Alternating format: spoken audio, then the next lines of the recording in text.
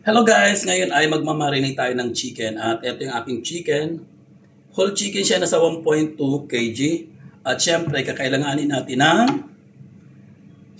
toyo. Yung toyo hindi mawawala yan sa ating pagmamarinate. At meron tayong black pepper. Meron tayong chili powder. So, chili powder pero nakalagay Nutella. Charot. So, yung bote lang.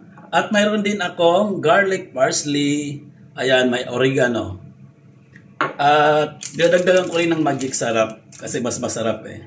At hindi mawawala ang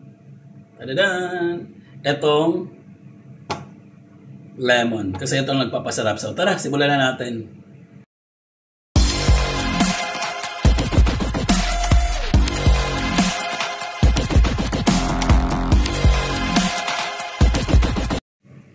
Nakita ko lang yung ano na to, yung style na to na parang nire-roll nila. So, ano kaya bakit nire-roll? Siguro para madali siyang squeeze. So, ayan, hiwalay ko na lang yung lemon dito kasi ayaw ko na mapasama yung buto. Dahil pag nasama yung buto ay mapait. So, ayan, dito ko lang siya i-squeeze. So, ayan, madali nga talaga siyang i-squeeze kapag ni-roll mo siya.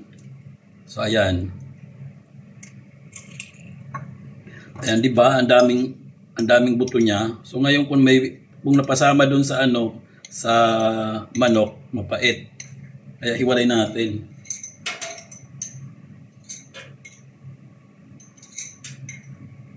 So ready na yung mga ingredients ko. So isa-isahin na natin.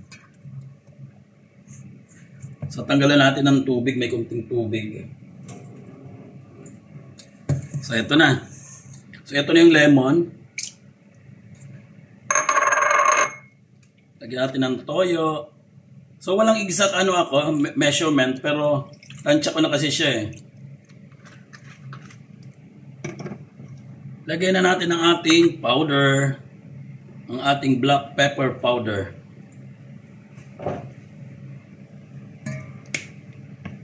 Lagyan natin ng magic sarap para mas lalong sumarap. Buusin na lang natin. Kunti na naman ito. Kunti lang naman ito.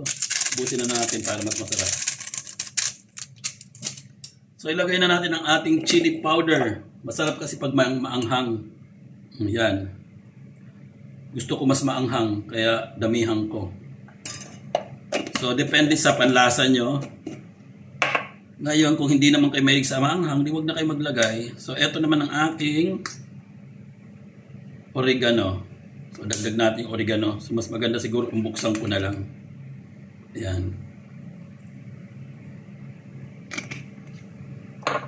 At yung garlic parsley. So, ayan, ready na. Imimix ko na. So, ang gagawin ko is kakamayin ko na lang. Malinis naman ang kamay ko eh. Naglinis ako kanina. Or, sige na po na lang ako ng sandok. Sandok na may kasamang kamay ito mamaya. So, ayan na.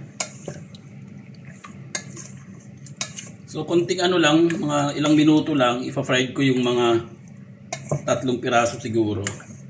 So, the rest, dyan lang muna siya para bukas fried ko ulit siya. So may ulam ako ulit.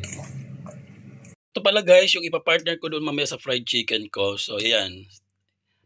Okra. So nilagay ko lang siya or inibabaw ko lang siya sa kanin para hindi siya masyadong malata. So hindi ko na siya i-steam kasi nga ayaw ko nung nasa tubig. So ito at least nasa lang, kanin. Madali naman siyang maluto. So ayan, partner ko yan mamaya doon sa fried chicken na minarinate natin. So ayan guys, painitin na natin ang ating pan. Guys, maglagay na tayo ng mantika.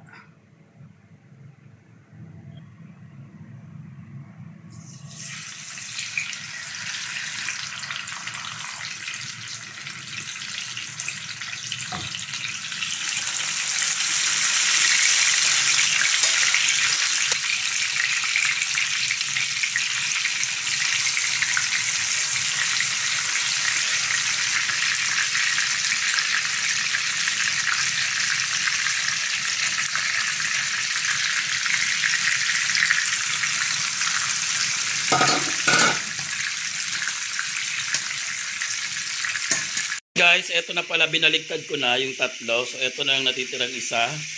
Ang hindi pa nababaliktad. So, ayan. Medyo maitim siya dahil nga sa toyo.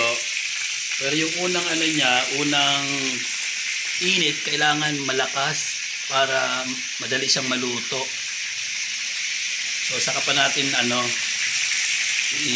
dadaan-dahanin yung yung apoy niya mamaya, yung init. Para hindi siya masunog. So ayan, ngayon hinaan na natin para hindi siya masunog.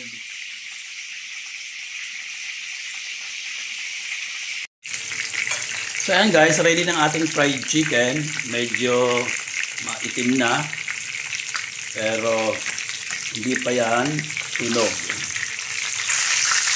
So ito, kunin na natin to. So itong na lang legs, wings ang medyo light brown pa lang, or light brown pa. So, luto na yan. So, ready to serve na. Guys, tapos na aking pagluluto. So, tara, kain na tayo. Ito na yung aking fried chicken. Ayan na. So, ayan yung aking okra, yung nakapatong kanina sa kanin at itong sausawang ko. Yung toyo na mayroong lemon. O, tara na. Kain tayo.